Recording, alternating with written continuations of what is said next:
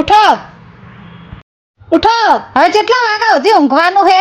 આખી રાત જઈ તો તમારી ઊંઘ પૂરી થતી નથી. શું છે? કોના સપના જોતા હતા? જી આઈતી સપનામાં. ચીકના સપના જોતા હશો નહીં? હાથ પકડ્યો હશે, હક કરતા હશો નહીં? એવું કાંઈ નહીં.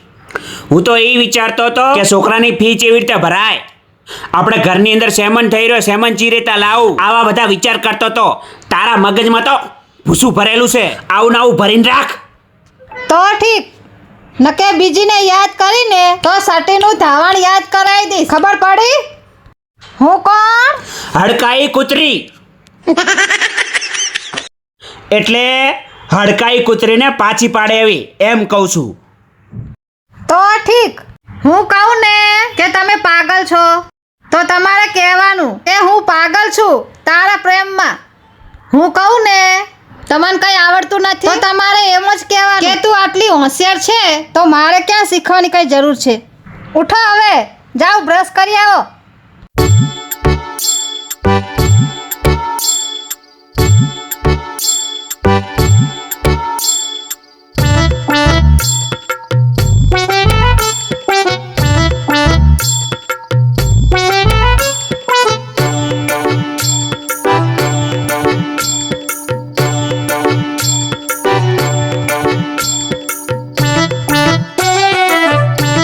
એટલે આટલી બધી કોલગેટ લેવાની છે? ઘરમાં કંઈ વધવા દેવાનું છે કે નહીં?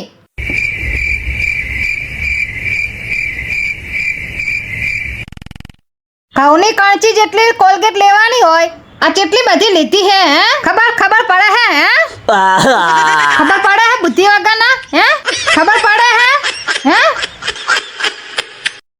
ફટાફટ બ્રશ કરીને આવો, નાસ્તો કરી લો.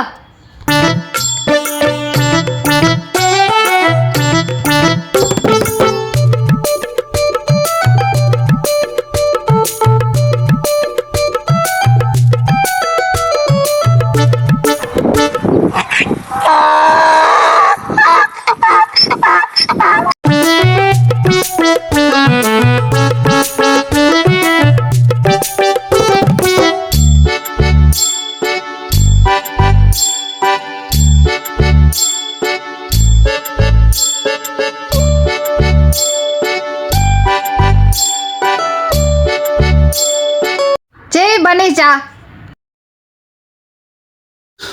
बराबर बनी है, बराबर बनी है. आ तो है ने दूध है ने दूध, आ लोको હવે નહીં બરાબર પાવડરવાળા દૂધ આવે છે ને એટલે નકે ચા તો મસ્ત બનાવી છે, દૂધનો વાંક છે. અને ખાંડ હે ને ખાંડ, એ તો ઠેકાણા વગરની હાવ ભંગાર બનાવે છે ખાંડવાળા તો. નહીંતર ખાંડ સારી હોય ને તો મજા આવી જાય, પણ તે ચા મસ્ત બનાવી છે. ખાંડનો વાંક છે, ખાંડની કંપનીવાળાને હે ને જેલમાં પુરાઈ દેવાની જરૂર છે. ખાંડની કંપનીવાળાને, ખાંડવાળાનો વાંક છે. તારો કોઈ વાંક નહીં, ચા તો મસ્ત બની છે, સમજી? અને વાત રહી ચાની છેક આસામથી આવે છે, રસ્તામાં બગડી જાય છે ચા, એટલે ચાનો વાંક છે. બાકી ચા તારી મસ્ત બની છે, ચા જોરદાર બની છે, સમજી? બહુ મસ્ત ચા બની છે. આમે ચા ગમે એવી બની હોત ને તોય તમારે જખ મારીને પીવી પડત.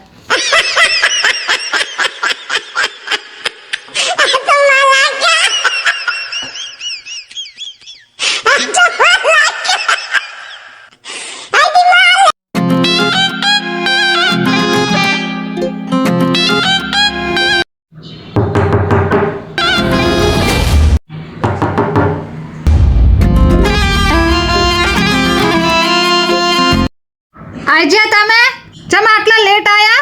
ખબર નહીં પડતી?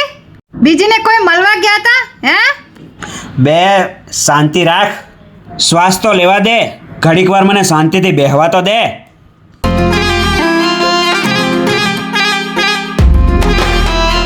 આખો દાડો અમે કંટાળીને આવીએ, ખબર નહીં પડતી? એવું નહીં કે ઘડીક વાર રિલેક્સ થવા દઈએ. હું આ આખો દાડો બેઠી કંટાળી જાઉં છું તો અમારે રિલેક્સ નહીં થવાનું?